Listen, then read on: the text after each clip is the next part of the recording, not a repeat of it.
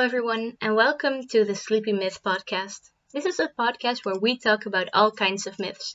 Today we are here with me, Felina, with Eloisa, with Dylan, and with Anas. In today's episode, our topic is Greek gods. We are going to take a closer look at Persephone, the daughter of Demeter and Zeus. Let's get into this story, shall we? Let's first talk about Persephone. Persephone, also known as Kor, her name, Kor, means the girl or the maiden. She's the daughter of Demeter and Zeus, and she is very loved by Demeter. Demeter loved her daughter so very much and watched over her. But one day, Persephone was kidnapped by Hades while she was picking flowers in a beautiful garden. Hades is the god of the underworld and ruler of the dead. While she was picking flowers from the fields, Hades picked Persephone up and put her in his chariot. Persephone was taken to the underworld, to forever live with Hades. Demeter plunged into a deep sorrow. After a long search on earth, she went to the constellations. There she asked Helice, a nymph, if she had seen her daughter, and Helice said Demeter needed to ask Zeus if he knew anything about her daughter's kidnapping. Demeter fell into an even deep sorrow after finding out that Persephone was taken to the underworld and couldn't help with the farming. Zeus saw what was going on and told Hades that he needed to return Persephone to earth. Hades agreed to it but wanted a last meal with Persephone.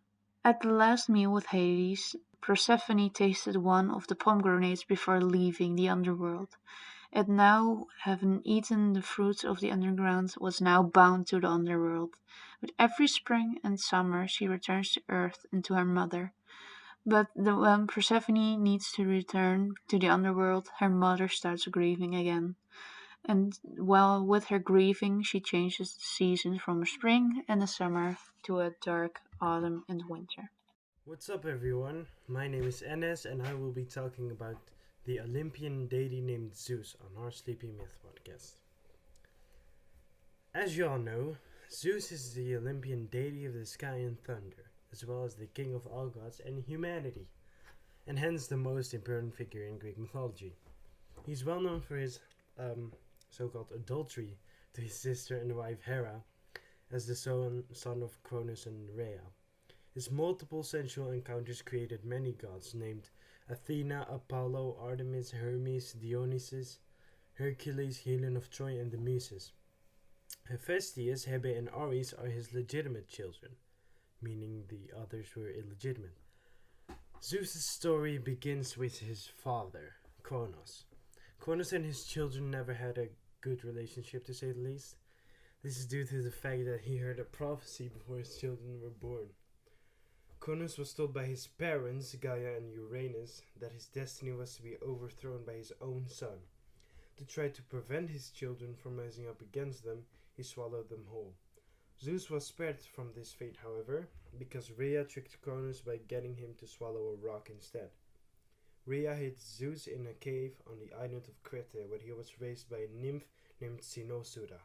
In other words, the father feared being replaced by one of his sons. Talk about a scaredy cat father, am I right? Once Zeus learned about what became of his siblings, he knew he had to do something about that. He understood that if he were to unseat the Titans and gain control, he would need his siblings as his allies, as doing it on his own would be practically impossible. He also knew that his father Kronos needed to be stopped no matter what. To get his siblings back, Zeus gave his father Kronos wine that had been poisoned. He began throwing up everything he swallowed, including the stone wrapped in cloth that was supposed to have been Zeus. Thus, all of his 5 siblings, including Hades, Poseidon, Hestia, Hera, and Demeter, lived once more. Zeus became a powerful god. Not only was he the supreme ruler of all the deities, but he was also capable of dealing out punishments. He did so by controlling the weather.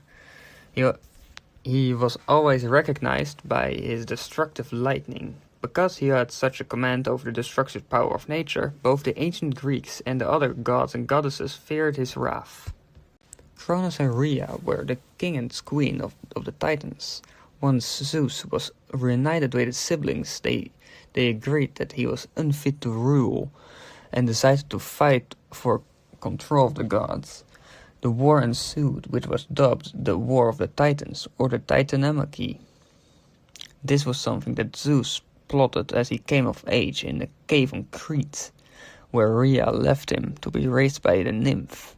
His goal was to do more than liberate the siblings. He wanted to take the control of the world away from the Titans. The battle was resulted and long, dangerous and bloody. Eventually, though, the Olympians were the ones who were victorious. Zeus's name is thought to have originated from the ancient Greek word for bride. The word has a very close connection with the word dies, which is a Latin word for day, and has a very ancient history. Therefore, many mythologists believe that Zeus is one of the oldest Greek gods ever. If you enjoyed this podcast, then we hope to see you in next week's podcast, where we are going to talk about Egyptian myths. We hope you all have a wonderful day or night, and see you next time. Goodbye.